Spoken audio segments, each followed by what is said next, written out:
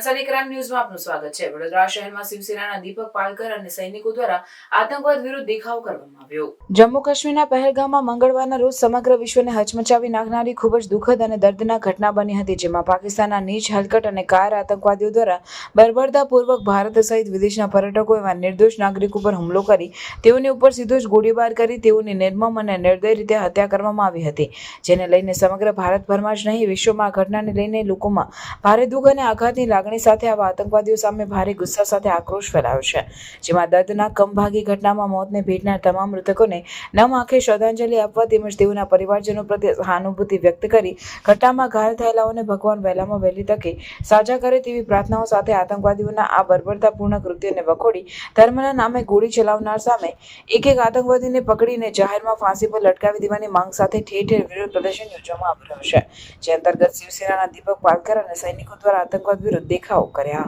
આપણે જોઈ શકીએ છીએ કે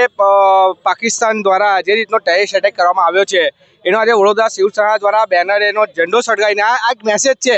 આપણા ગવર્મેન્ટને કે આ ઝંડો સળગાવ્યો છે, તમે તઈ જઈને એ લોકોને સળગાવો। આ 27 જણની આજે જે મૃત્યુ થયા છે એની જવાબદારી કોણ લેશે? તમે આટલા થોડા દિવસ ચાલશે, 2 વર્ષ 3 વર્ષ પછી તમે ભૂલી જશો એટલે તમારા જ છોકરાઓ મેચોમાં જઈને ફોટા પડાવે છે, સ્ટેડિયમમાં બેસીને ફોટા આવે છે અમારી પાસે, તો હવે અમારે શું સમજવું? એટલે આ 27 જણનું જે મૃત્યુ થયું છે ખૂબ જ દુઃખદ છે અને આ સરકારે પણ હવે ભૂલવું ના જોઈએ। 1 વર્ષ થાય, 2 વર્ષ થાય કે 3 વર્ષ થાય, પાકિસ્તાન જાણે કોઈ જાતના સંબંધ રાખવાની કોઈ જરૂર નથી, તો એમને જે 27 જણને જે મૃત્યુ એક થયા છે એનો જવાબ હવે સરકાર કેવી રીતના આપે છે એ જોવાનું રહ્યું।